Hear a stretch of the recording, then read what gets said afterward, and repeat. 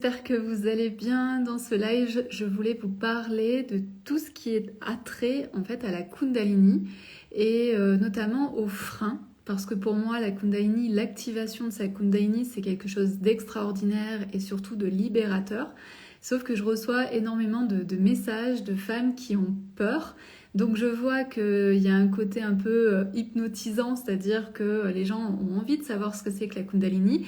Et en même temps, les gens font 3 pas en arrière en se disant « Ouh là là, c'est trop dangereux la Kundalini ». Donc je voulais vraiment démystifier ça. Et puis, coucou. Et également vous parler finalement de ce que moi ça m'apporte. Et je pense que c'est important aussi de pouvoir dire la Kundalini, ça permet de faire telle et telle chose. Et après, chacun peut explorer à sa manière. C'est-à-dire que ce que moi je vis, vous n'allez pas forcément le vivre. Ou on va avoir des choses qui vont être similaires, mais qui ne veulent pas forcément dire la même chose. Donc, par rapport à la Kundalini, donc ce que je disais, ce que je vois, c'est qu'il y a énormément de gens qui sont intéressés, un petit peu avec un côté voyeur de qu'est-ce que c'est que la Kundalini, mais je vais pas plus loin. Donc je me documente, je lis un peu des choses et je m'arrête là. Et c'est vrai qu'il y a beaucoup de choses qu'on peut lire. Coucou, bienvenue. Il y a des choses que l'on peut lire en fait sur Internet qui peuvent faire peur au sujet de la Kundalini. Moi, je crois qu'il y a des gens qui me disaient mais est-ce qu'on peut rester en guillemets perché? Tout dépend comment c'est fait et c'est pour ça aussi que je vais vous expliquer en fait ce que je fais et comment je le propose, etc. Moi personnellement, je suis jamais restée perchée en faisant des séances de Kundalini, absolument pas. La Kundalini, c'est une énergie que l'on a tous, et c'est juste que cette énergie est endormie ou en tout cas peu présente dans notre quotidien. Il faut savoir par exemple, si vous regardez vos animaux et tout particulièrement les chats, ils sont vraiment en lien avec leur Kundalini. Vous allez voir qu'ils font ce qu'ils veulent, quand ils veulent, comme ils veulent. Et ça revient aussi à ce qu'on peut voir chez les enfants, où les enfants, quand ils ont envie d'aller faire pipi, ils vont faire pipi. Quand ils ont envie de courir, ils vont courir. Quand ils ont envie de crier, ils vont crier. Et ensuite, c'est tout ce qu'on leur met au-dessus, le chapeau qu'on met dessus par rapport à la société, par rapport à être bien éduqué, etc., qui va petit à petit cloîtrer la Kundalini à un seul et même endroit et même complètement disparaître ou en tout cas ne plus être connecté à sa Kundalini. Et c'est ce qui se passe chez nous adultes où en fait on va faire des choses qui ne nous correspondent absolument pas pendant 15 ans, 20 ans, jusqu'à ce qu'on vive une crise existentielle. Et là, tout va ressortir de manière très forte, très catastrophique même. Et en même temps, c'est salutaire. Donc la Kundalini, ça évite justement d'aller vers ces crises. La Kundalini, c'est vraiment une énergie de libération. Quand on commence à l'activer, ça devient une énergie de libération où effectivement, il y a des choses que l'on ne va plus supporter, il y a des choses que l'on ne va plus faire, il y a des choses que au contraire que l'on va faire, on va entreprendre certaines choses que l'on voulait faire depuis des années qu'on n'osait pas faire, etc. Donc pour moi, la Kundalini, c'est vraiment salvateur. Et il ne faut pas en avoir peur. Je ne sais pas en fait ce que les gens s'imaginent autour de la Kundalini, vraiment. Je pense que c'est une histoire aussi d'expérimentation. En France, on est très dans le mental. Donc là, je suis en train de vous parler de la Kundalini, peut-être que ça peut vous intéresser, etc. Mais c'est pas pour ça que vous ferez le pas, que vous irez un cran plus loin pour faire l'expérience. Et je pense que c'est vraiment ça qui manque en France, c'est qu'on est toujours très dans le mental, donc on veut savoir comment ça marche, à quoi ça correspond, etc. etc. Sauf qu'ensuite, pour passer dans l'expérimentation, c'est beaucoup plus compliqué. Et effectivement, l'expérimentation de la Kundalini n'est pas forcément évidente parce qu'on vous demande de lâcher prise, c'est-à-dire qu'il faut déconnecter le cerveau, aller dans ses émotions, aller dans son corps, se laisser vibrer par une musique, etc. Et on ne cherche à faire que ça, on ne va pas plus loin. Donc voilà, et donc on est vraiment dans deux opposés où je sens bien que les gens sont intéressés, coucou, les gens sont intéressés par la Kundalini et en même temps, c'est pour ça ils reculent parce qu'en fait ils ont peur de ce qui peut se passer aussi. Comme je suis en train de dire que la Kundalini c'est une énergie de libération, ça veut dire quoi demain, si je suis en train de me questionner sur mon couple, je fais une séance de Kundalini et puis j'envoie tout passer. Non, c'est pas du tout ça. C'est vraiment beaucoup plus doux, beaucoup plus lent. Il y a quelque chose qui permet aussi la maturation. Ça permet aussi de mieux se centrer. Coucou, bienvenue dans le live. Ça permet de se centrer, d'être à l'aise avec qui on est. Et en fait, on se reconnecte à soi. Et c'est pas pour ça qu'on va tout envoyer valser à la suite d'une séance de Kundalini. Par contre, effectivement, on peut ressentir des choses qui peuvent être très lointaines de nous et d'avoir envie de les mettre dans notre vie, ou des choses qui sont dans notre vie et qui ne sont pas du tout en lien avec qui on est, et de les mettre en fait de côté. Donc voilà, et au début, ça commence par des petites choses. Ça peut être par exemple, si vous mangez de la viande, du jour au lendemain, vous pouvez ne plus avoir envie de manger de viande et vous ne savez pas trop pourquoi. Ça peut venir de votre séance de Kundalini. Donc voilà, donc c'est des petits changements comme ça qui se font au fur et à mesure. Donc, comme je vous disais au début du live, j'avais envie en fait de vous parler de moi, de mon histoire par rapport à la Kundalini, de vous montrer qu'il n'y a aucun risque quand c'est fait en fait de manière soit spontanée, soit bien encadrée. En fait, il n'y a aucun souci par rapport à ça. Donc moi, la Kundalini, la première fois que j'ai vraiment ressenti ma Kundalini, moi j'ai vraiment eu un réveil. C'est-à-dire que j'étais au début en fait de ma pratique des œufs de yoni, j'étais avec un œuf de yoni en jade néphrite et en fait j'ai eu une première montée. Donc là je vous parle même pas d'activation parce que souvent l'activation ça va être un réveil progressif de votre Kundalini. Moi j'étais, je pense, à un moment donné de ma vie où il se passait beaucoup de choses parce que je faisais beaucoup de yoga, j'étais très en lien avec mes émotions, il y avait beaucoup de nettoyage qui avait été fait. Donc il y avait une sorte comme si mes chakras étaient bien alignés, on peut dire un peu ça comme ça, en tout cas bien équilibrés.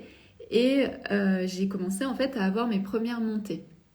Là, je vous parle vraiment des montées et pas de l'activation. C'est que moi, je ne suis même pas passée en guillemets par la case activation. Je suis tout de suite montée dans le passage en fait de l'énergie dans chacun de mes chakras. Donc voilà, donc j'étais avec mon œuf de yoni au début de la pratique des œufs de yoni, avec mon œuf de yoni en jade néphrite. Et en fait, j'ai eu une montée, j'ai eu un début de montée parce qu'au début, c'est resté en fait, on va dire, de mon premier chakra et c'est monté vers mon deuxième, troisième chakra. Et ensuite, j'ai bloqué parce que j'ai senti cette puissance, cette énergie monter en moi. Et je me suis dit, oh là là, qu'est-ce que c'est? Et j'ai tout coupé. Donc c'est mon cerveau, il a dit, non, tu n'iras pas plus loin.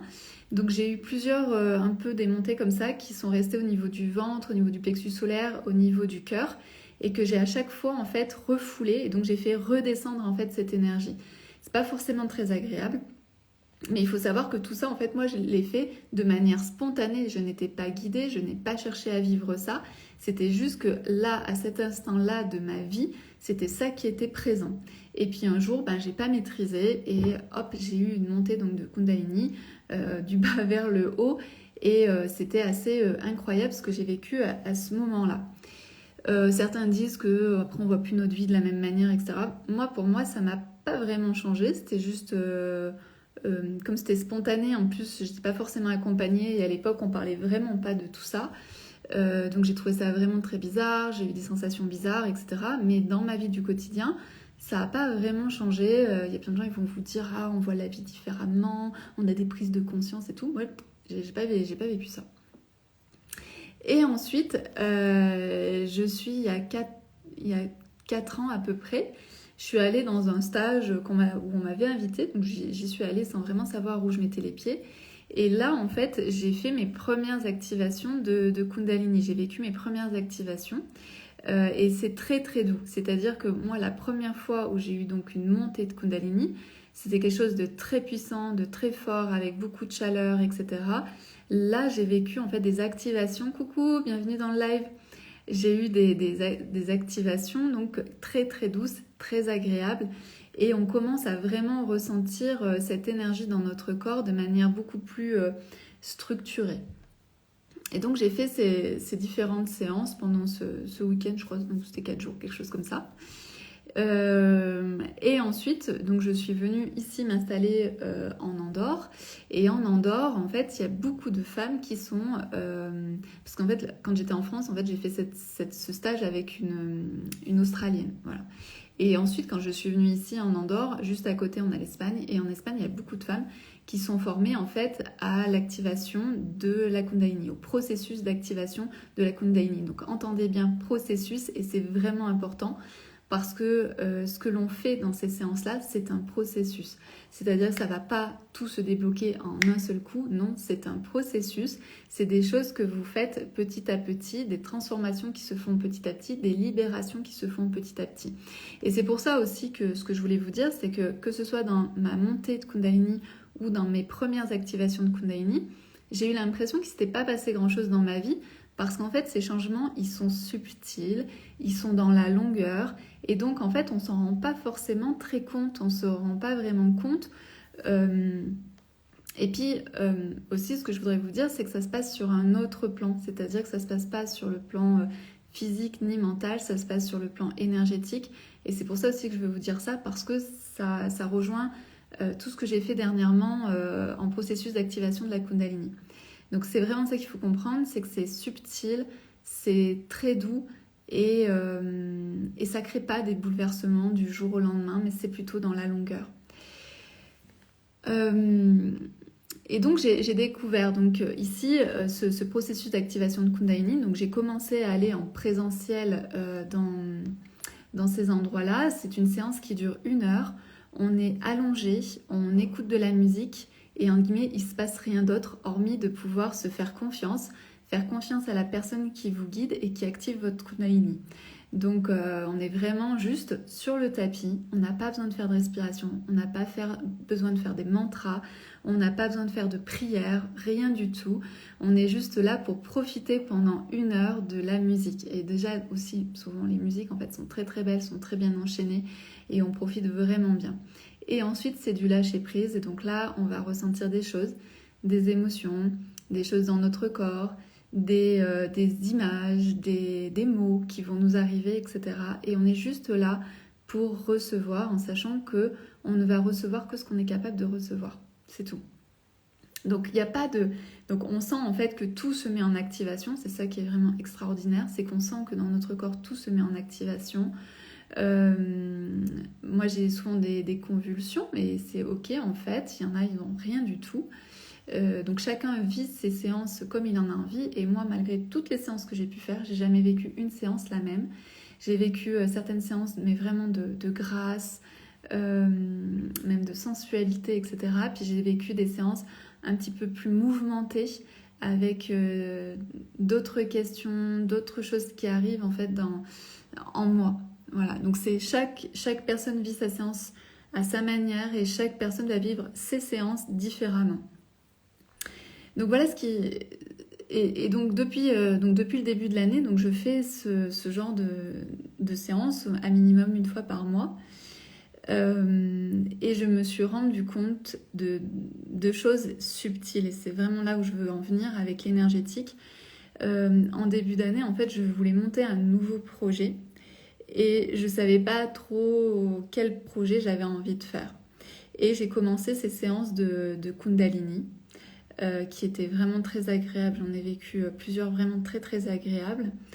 Et ensuite, il y a tout qui s'est débloqué, c'est-à-dire que tout a commencé à s'ouvrir en très peu de temps, en 3-4 mois, où là j'ai commencé à me dire ok, on va faire des pendentifs. Tout de suite, j'ai rencontré en fait la lapidaire, une lapidaire qui est vraiment dans le même état d'esprit que moi, qui a envie de transmettre la même chose aux gens. Ensuite, j'ai rencontré les personnes qui vont prospecter, qui vont chercher des pierres en France, avec une certaine manière de faire, de respect de l'environnement, de respect de tout ce qui nous entoure, de respect de la pierre.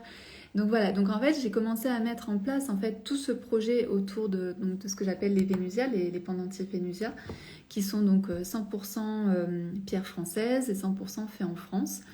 Et en fait tout s'est mis très très rapidement en fait en place. Et un jour j'étais en train d'écouter une musique et je suis tombée sur une musique que l'on entend en fait dans les sessions de Kundalini. Et là, en fait, je m'arrête et je commence à regarder le clip en fait de cette musique. Et là, je vois tout se met en mouvement, c'est-à-dire qu'il y a les pyramides, les triangles. Donc moi, je suis très connectée, je suis très 3, on va dire. Donc le 3, c'est vraiment relié au triangle. Et là, il y a plein d'images en fait de triangles, de pyramides, etc. Il faut savoir aussi que la pyramide, c'est le lien entre la terre et le ciel. C'est plein de choses comme ça, très énergétiques, très puissants. Et de fil en aiguille dans ce clip, à un moment donné, il y a des cristaux qui se mettent les uns sur les autres. Et tout le clip, en fait, retraçait qui j'étais, ce que j'avais fait, le chemin, les cristaux, les pendentifs, les rencontres. Et c'était vraiment comme une synthèse de ces derniers mois. Et tout ça était dans cette musique, dans ce clip, et cette musique que j'entendais quand j'étais en session de Kundalini. Alors, je ne sais pas, peut-être que c'est le hasard, mais je pense que quand on croit en l'énergétique, on sait aussi qu'il y a des choses qui se passent bien plus haut et que on reçoit des messages qui sont inconscients, qui sont invisibles. Voilà. Mais en tout cas, moi, j'ai eu l'impression d'être vraiment guidée ces derniers mois et très facile en quelque sorte, c'est-à-dire que toutes les rencontres ont été très faciles, le projet s'est mis en place très facilement aussi. Et quand j'ai vu ce clip, je me suis dit, mais en fait, c'est un résumé de tout ce que l'on a fait ces derniers mois pour faire ce projet-là. Voilà ce que je voulais dire autour de la Kundalini. Vous dire que vraiment, la Kundalini, c'est quelque chose de très tranquille. Déjà, c'est naturel, hein, c'est une énergie que l'on a tous, qui est juste endormie. Que c'est un processus, donc il n'y a pas de transformation et de crise du jour au lendemain. C'est quelque chose qui se fait progressivement. Quand vous faites régulièrement des séances, et bien naturellement, il y a des déblocages qui se font, et les déblocages se font de manière très très très naturelle. Par exemple, en début d'année, j'étais aussi encore coincée avec mon ex, avec des histoires pas possibles. Et là, ça y est, en août, en fait, ça y est, c'est terminé avec lui. Donc ça, c'est vraiment chouette aussi, c'est-à-dire qu'il y a des déblocages où on peut travailler au niveau mental, on peut travailler au niveau de ses croyances, on peut travailler au niveau de sa vibration, on peut travailler sur plein de choses, sur ses lignées, etc. Et la Kundalini, c'est un autre outil qui nous permet de travailler sur d'autres choses. Et des fois, quand on se sent coincé, c'est-à-dire que moi, j'avais aussi cette impression-là, c'est-à-dire que j'ai fait beaucoup de coaching, j'ai fait beaucoup d'énergétique, j'ai fait du magnétisme, j'ai fait plein de choses en fait pour résoudre ces problèmes avec mon ex. Mais je voyais que ça marchait pas, ça ne servait à rien. Donc à un moment donné, je me suis dit, je lâche l'affaire et on verra. Et donc après, bon, j'ai fait plein de séances de Kundalini. Et je pense que ça aide, en fait, ça aide parce qu'on est à un autre niveau. On n'est pas sur le plan mental, on n'est pas sur le plan émotionnel, on n'est pas non plus sur le plan énergétique vraiment de nos corps. Pour moi, on est vraiment un cran bien plus haut. Et j'entendais parler la dernière fois une femme qui fait justement aussi des activations de Kundalini.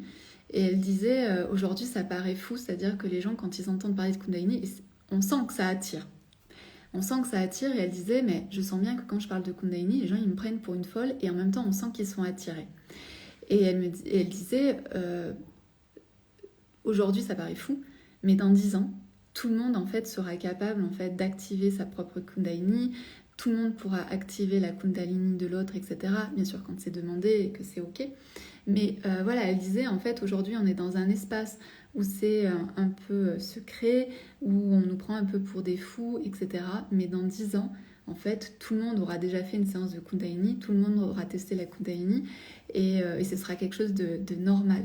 Ce que je voulais dire aussi, c'est que plus vous faites des séances de Kundalini, plus vous êtes capable aussi d'activer votre propre Kundalini, c'est-à-dire que vous n'êtes plus obligé d'aller en séance. Moi, j'aime aller en séance parce que ça me permet vraiment d'être tranquille, de ne rien faire, de profiter du moment, etc.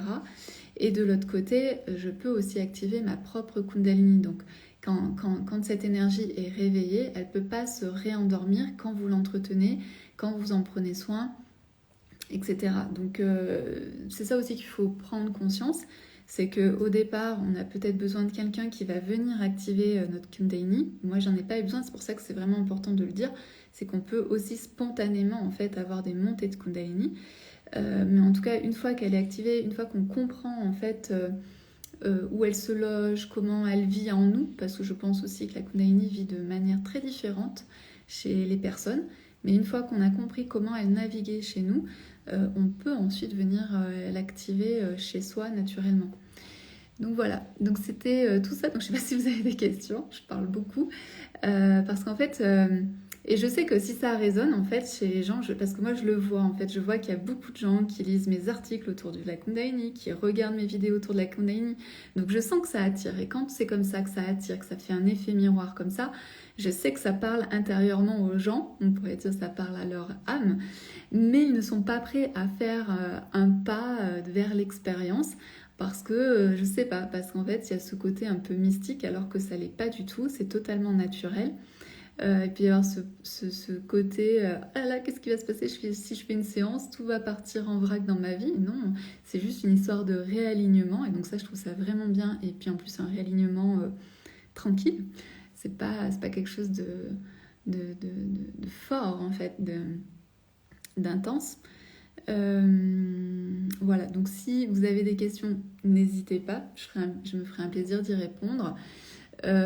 Tous les mois avec Alexandra, en fait, on fait une séance de Kundalini. Donc, vous pouvez, je vous mettrai en fait en story les liens si vous voulez vous inscrire à une séance.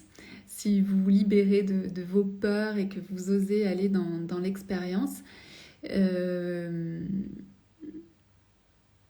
Voilà, et puis aussi il y a des commentaires en fait, il y a des commentaires de femmes qui ont expérimenté la Kundalini, qui ne connaissaient pas du tout ce processus d'activation. Donc je vous invite aussi à lire les avis des femmes qui ont vécu l'expérience. Et c'est toujours voilà, des retours juste de grâce. En fait, c'est de la grâce. Quand on commence à être en lien avec sa Kundalini, on est en lien avec soi-même et donc on est en grâce.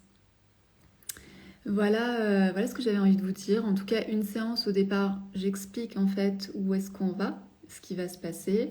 Ensuite, on passe 1 heure donc allongée, juste à être en lien avec nos ressentis, nos émotions, notre corps.